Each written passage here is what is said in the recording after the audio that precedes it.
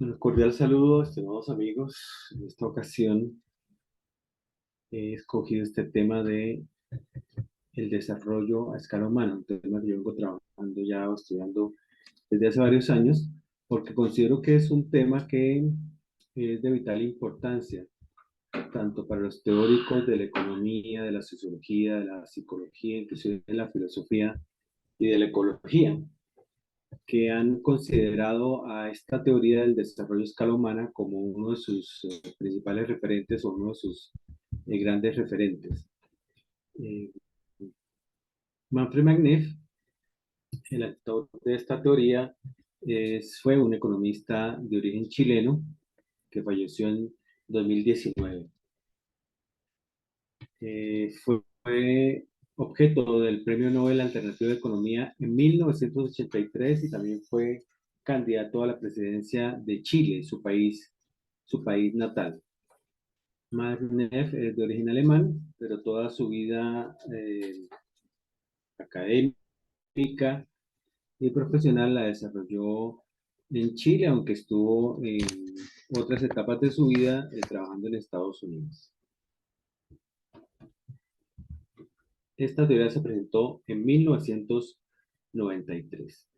Bien, quiero mencionar como introducción a este tema, hablar de los modelos macrosociales de desarrollo humano. Sabemos que son muy pocos los modelos de desarrollo humano que tenemos como referencia. Uno de ellos, pues, es el más conocido, es el modelo capitalista en el que vivimos en gran parte de Latinoamérica y el mundo. Por otra parte, tenemos los modelos socialistas, incluido allí los denominados modelos socialistas del siglo XXI, lo que se conoce de la experiencia de Venezuela, la experiencia de Cuba principalmente y otros países que están incursionando en ese tipo de XXI. También con una tendencia capitalista, pues tenemos un modelo alternativo que es el cooperativismo. Este modelo, pues obviamente no busca salirse del modelo capitalista, pero de alguna forma presenta una alternativa blanda, podemos decir de alguna manera, una economía blanda denominada cooperativismo y que en muchos países del mundo se ha constituido en su principal modelo de desarrollo. Por otra parte, tenemos estos modelos comunitarios ancestrales, que más que modelos son en sí filosofías, más bien. Abya Yala, el buen vivir, y la filosofía Ubuntu de África. Ese modelo Abya Yala del buen vivir, pues tiene su origen en las culturas indoamericanas o las culturas mesoamericanas. También se pueden encontrar algunos elementos de este tipo. Entonces, yo considero que la teoría del desarrollo a escala humana de Manfred Magniff se ubica como en el centro, sin ser una teoría socialista como tal, pues hace muchas críticas a los modelos capitalistas tradicionales, a los modelos neoliberales, y pretende presentar una alternativa diferente del desarrollo de escala humana que tampoco tiende a ser de corte socialista, podríamos decir que podría ser, podemos denominarlo socialdemocracia, por ubicarlo en alguna categoría. Magritte presenta cinco grandes principios en su teoría. El primer principio es el de que la economía está para servir a las personas y no las personas para servir a la economía, algo que nos parece muy obvio, como también lo vamos a ver en algunos otros de sus principios, aparentemente obvios, son principios casi axiomáticos que no se pueden siquiera discutir porque pues parecen tan evidentes que no habría lugar a la discusión. La realidad es muy diferente. La realidad es que a pesar de que todos esperamos o pensamos que la economía está para servir a las personas, pues lo que vemos es todo lo contrario. Una predisposición o una intencionalidad de oprimir al ser humano desde culturas hegemónicas, desde poderes hegemónicos, perpetuadores de todas las pobrezas de la humanidad. Eso es un concepto importante en la teoría de Manfred, que no habla de la pobreza, sino las pobrezas, todos los tipos de pobrezas que se generan por estas fuerzas opresoras de la humanidad. Lo ilustro con esta caricatura de la economía naranja, que me pareció bien importante. Beto, gracias por esta caricatura. Bien, ¿cuáles son esos factores empobrecedores principalmente en Latinoamérica. ¿Cuáles son esas fuerzas opresoras del desarrollo que no facilitan o que impiden o que dificultan que el desarrollo humano en un sentido amplio se desarrolle en Latinoamérica? Entonces tenemos por un lado pues, la impunidad jurídica, la deuda externa, la corrupción político-administrativa, inclusive la mala administración, que son los protagonistas de las noticias cotidianas. Una olla podrida que antecede a una igual de podrida o peor, hacer que esos temas, la impunidad jurídica, la deuda externa, la corrupción político-administrativa y la mala administración de nuestros representantes políticos. Lo que hoy llamamos crecimiento es en realidad una huella carcinomatosa, una enfermedad carente de objetivo, es un paroxismo de producción y crecimiento, un paroxismo de muerte. Y es así como Byung-Chul Han define el capitalismo. El capitalismo está obsesionado con la muerte, lo mueve el miedo inconsciente de la muerte, y lo menciona 4 veces en esta afirmación. Cierro un poco aquí con la afirmación de Saramago que dice que la alternativa para el neoliberalismo se llama conciencia. Conciencia con C, porque aquí diferenciaremos conciencia con ese C que es lo ultrapersonal y aquí la conciencia con C se refiere a lo moral, a lo ético. Bueno, un segundo principio que plantea Manfred Magniff en su teoría se define de la siguiente manera. Ninguna economía es posible al margen de los servicios que prestan los ecosistemas. También una afirmación de tipo axiomático, casi que sin lugar a discusión, o más bien sin lugar a ninguna discusión, ninguna economía se puede desarrollar sin los ecosistemas. Sin embargo, lo que vemos es que esta economía extractivista de tipo minero, tanto minerales metálicos como no metálicos, pues tienden a la destrucción de esos ecosistemas de los cuales depende. O sea, una cuestión que consideremos a todas luces contradictoria. Este tercer principio, también derivado del primero o del segundo, nos habla de que la economía es un subsistema de un sistema mayor, que es la biosfera, y por lo tanto el crecimiento permanente es imposible. Estas imágenes han sido tomadas de zonas mineras en Colombia, donde vemos lo que ya hemos venido mencionando, que el crecimiento permanente es imposible sin comernos literalmente el planeta, sin devorar literalmente la selva amazónica, sin acabar con las cuencas hídricas, sin acabar con el agua. Es literalmente imposible que el crecimiento sea exponencial. También se ha visto o se está viendo recientemente las áreas mineras de litio en el desierto de Atacama de Chile. Cosas que tienen que ver con que pensamos que tener energías limpias basadas en el litio, por ejemplo, puede ser una solución para la humanidad. Sin embargo, esto se vuelve en contra de la misma ecología cuando atenta directamente con el agua, por ejemplo.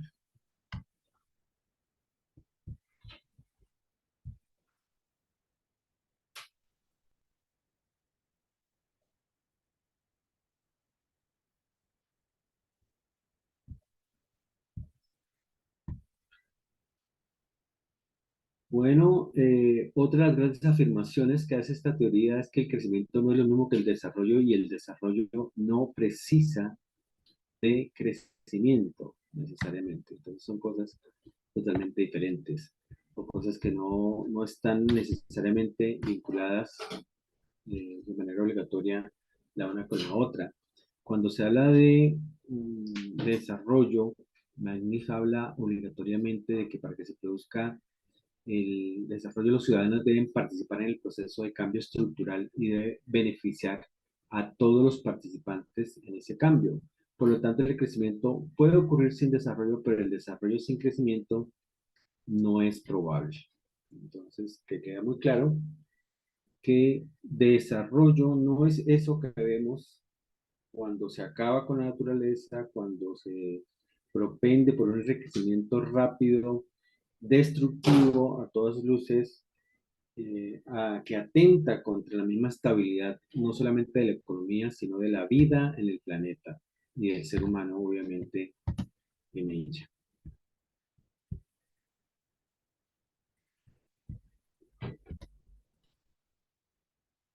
Bien, cierra Magnif con esa parte de un principio de valor y con ningún interés económico está por encima del interés en la vida o el respeto a la vida.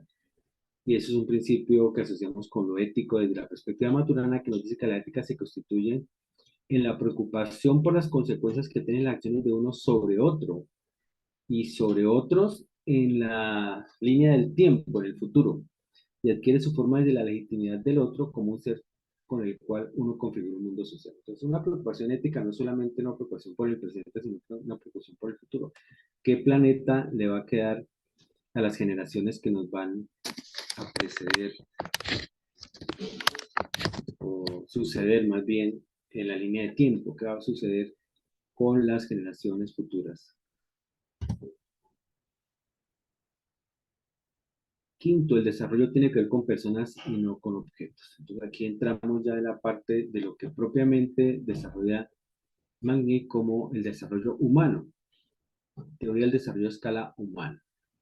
Afirma que el desarrollo se concentra y se sustenta en la realización de las necesidades humanas. Nótese la palabra realización, no la satisfacción, que es un concepto que él discute porque pues, las necesidades no se satisfacen de una manera absoluta, sino que se realizan permanentemente de manera eh, temporal, por decirlo así. El desarrollo se concentra en la realización de necesidades humanas, en la generación de niveles crecientes de autodependencia y en la articulación orgánica de los seres humanos con la naturaleza y la tecnología. Lo que vemos con claridad es una propuesta por la armonización, por una vida armónica, por decirlo así, una vida armónica entre las necesidades humanas, la naturaleza y la tecnología.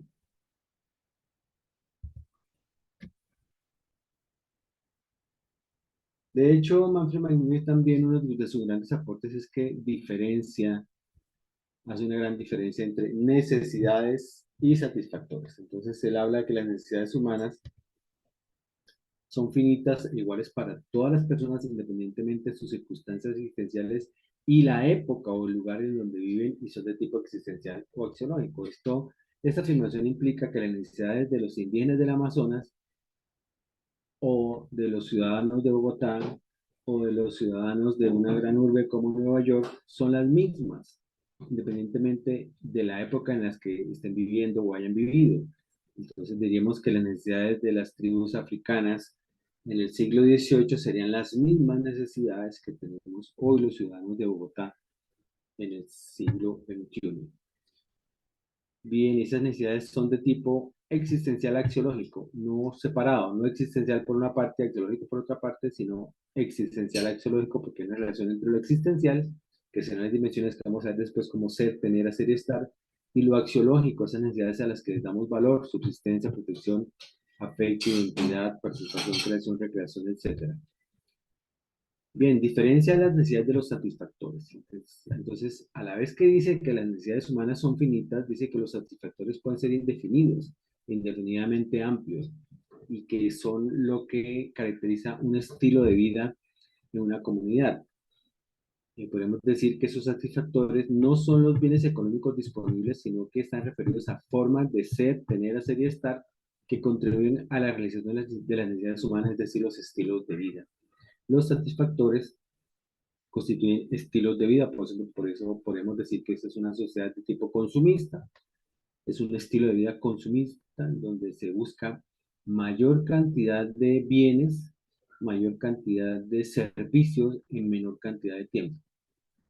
Mientras otras culturas, podemos llamarlas culturas austeras, podemos citar entre muchas otras las comunidades de los cuáqueros, colonos originales de los Estados Unidos, cuya filosofía principalmente era eso, la austeridad, el ahorro, el trabajo.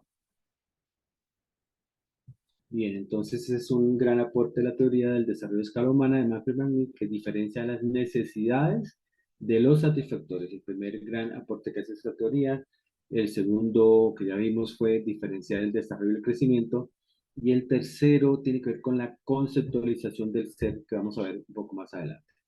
Bien, estos satisfactores los clasifica Magnev en estas categorías que ustedes ven en este cuadro.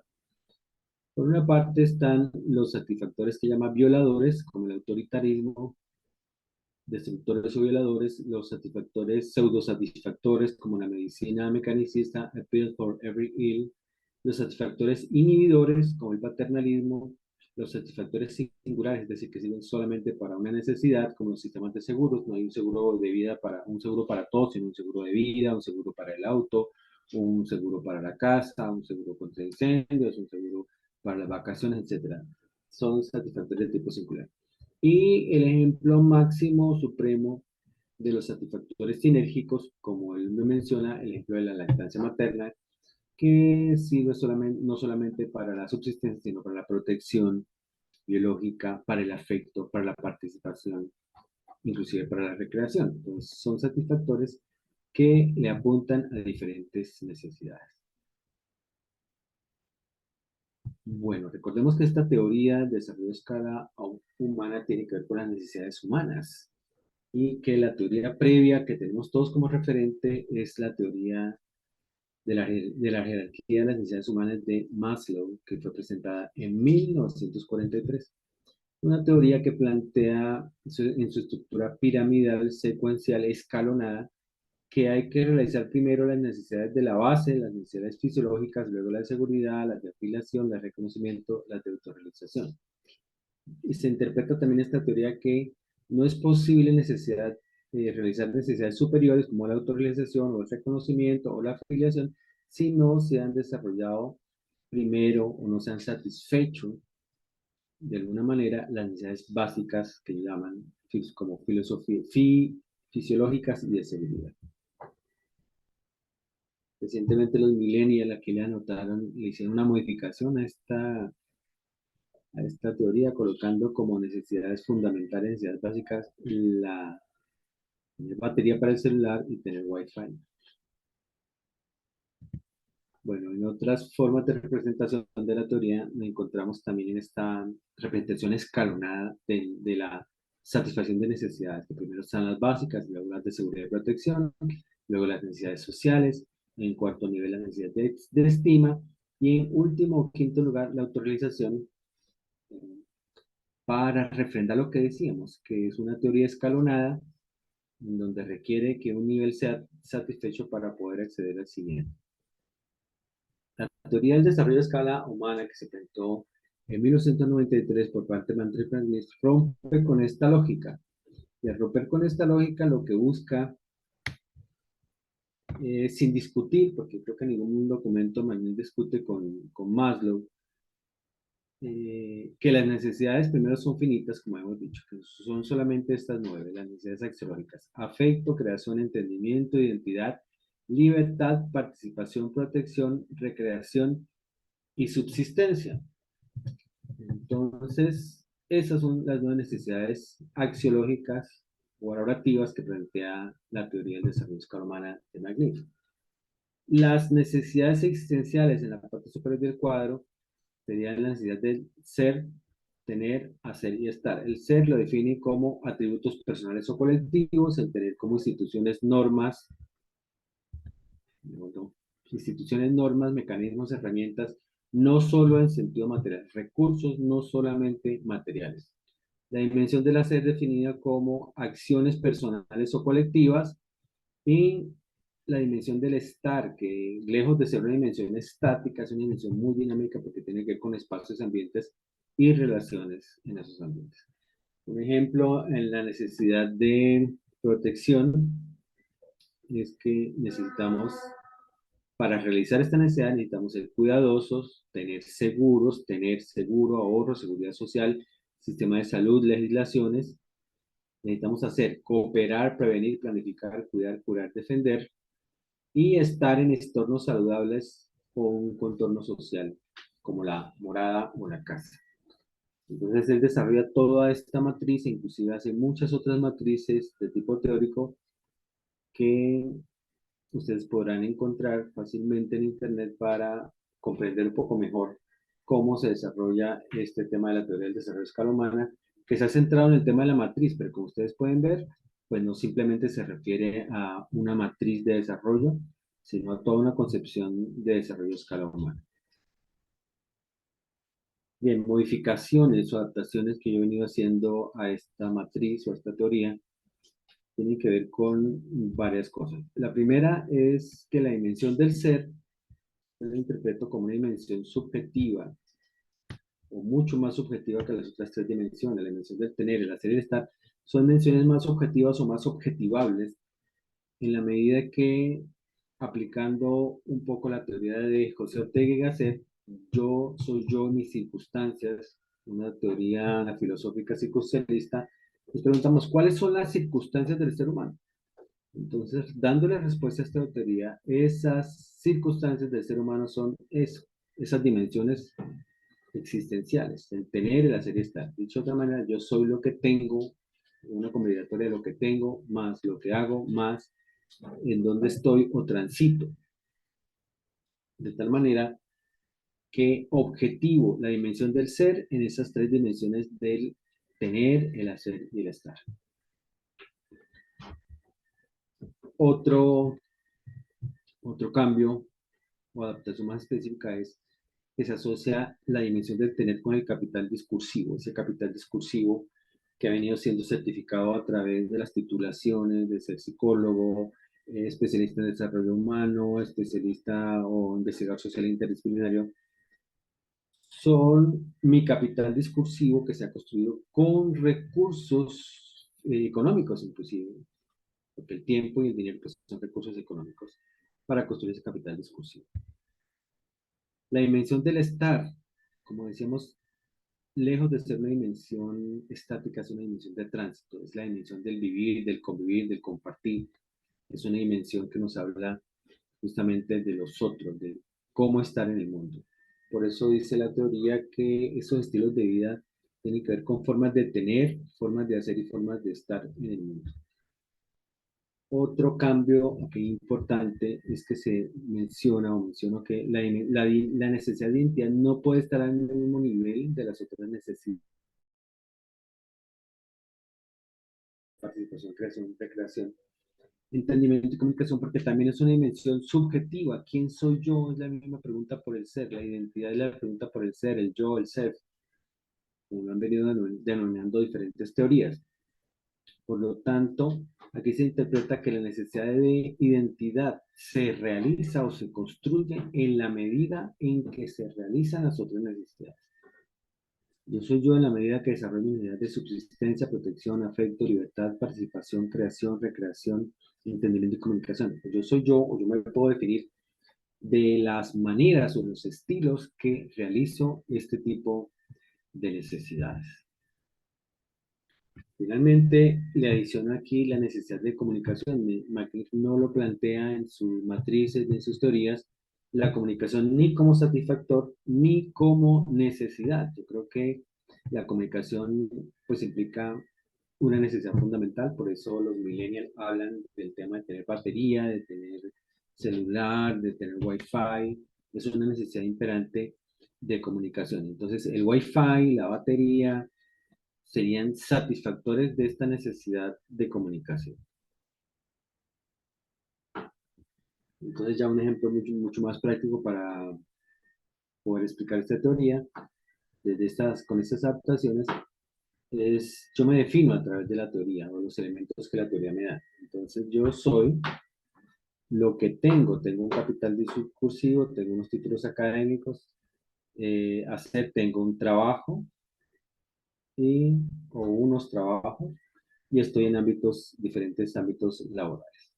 Entonces, en la medida en que aplico un principio que Magnus menciona, que es la sinergia, menciono que un solo satisfactor, que es sinérgico, como es el trabajo, me permite desarrollar mis necesidades de subsistencia, protección, afecto, libertad, participación, creación, recreación, ocio, entendimiento. Es decir, a través del hecho de ser psicólogo o ser orientador, estoy realizando mis necesidades de subsistencia, claro, protección, afecto, participación, creación, recreación, entendimiento, comunicación, que constituyen mi necesidad de identidad, de saber quién soy yo, construirme como un ser, como una persona en una sociedad. Y obviamente eso está transversalizado por lo que tengo, por lo que hago y lo que estoy, y en donde estoy. Bueno, finalizando, la teoría del desarrollo a escala humana es uno de los paradigmas de desarrollo, el cual se define como un proceso político, socioeconómico y cultural. No es simplemente una teoría económica, es toda una propuesta, como dice aquí, un paradigma de desarrollo humano. Este desarrollo a escala humana busca garantizar tanto los derechos humanos como los derechos del medio ambiente o de la naturaleza, representado en condiciones sociales humanizantes y justicia social. Me parece que es un gran avance que los ríos tengan derechos, que los páramos tengan derechos, que la naturaleza sea sujeta de derecho. Critico y lo he hecho ya en varios espacios y criticarle que en Colombia, por ejemplo, el neonato no tiene derechos. ¿Sí? Los ríos, los páramos, la naturaleza tiene derechos, pero pues los neonatos no tienen derechos. Los que no han nacido no tienen derecho a nada. Por lo tanto, pues las legislaciones los desconocen. Un colega sudafricano, Max Sefoto, habla del EFA emprendimiento. El EFA emprendimiento referido a Hefestos como un dios deforme o como un dios con discapacidad, o un dios feo, un dios con discapacidad principalmente, que también bueno, pudo construir su identidad en un mundo mítico. Lo menciona aquí porque se habla que el desarrollo humano busca que se potencien las capacidades intrapersonales y se valoren positivamente las discapacidades personales como manifestación de la enriquecedora diversidad, sensibilidad y fragilidad natural de la humanidad. Esos son los grandes objetivos del desarrollo a escala humana. Y el tercero y final te dice que busca que se garanticen estatalmente los recursos económicos institucionales y las oportunidades profesionales, vocacionales y ocupacionales de los individuos y de las comunidades con el propósito de que alcancen un estadio óptimo de vida, acorde con los esfuerzos y capacidades de organización y gestión administrativa, ética, sinérgica, solidaria, ecológica y sostenible de dichas comunidades. Creo que es bastante claro que estos objetivos del desarrollo de escala humana son bastante amplios, son bastante ambiciosos y muy deseables, son muy idealistas en el sentido de inclusive lo que viene mencionando desde la posmodernidad, la Revolución Francesa, esos son ideales muy de la Revolución Francesa, ¿no? La igualdad, la libertad y la fraternidad. Creo que está muy implícito que esa teoría del desarrollo humano bastante idealista y bastante humanista. Vienen aquí algunas referencias, que se las pueden conseguir fácilmente en internet.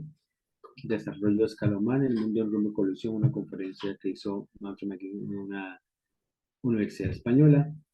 Y espero pues que estos breves comentarios les ayuden a entender la importancia que esta teoría del desarrollo a escala humana del economista chileno Manfred McGee tiene y que me dejen algún comentario acerca de las aplicaciones o implicaciones que esta teoría pueda tener en sus campos de profesión, en su desarrollo profesional o en algún área de competencia en la que ustedes trabajen o se desempeñen. Muchísimas gracias, estamos en contacto.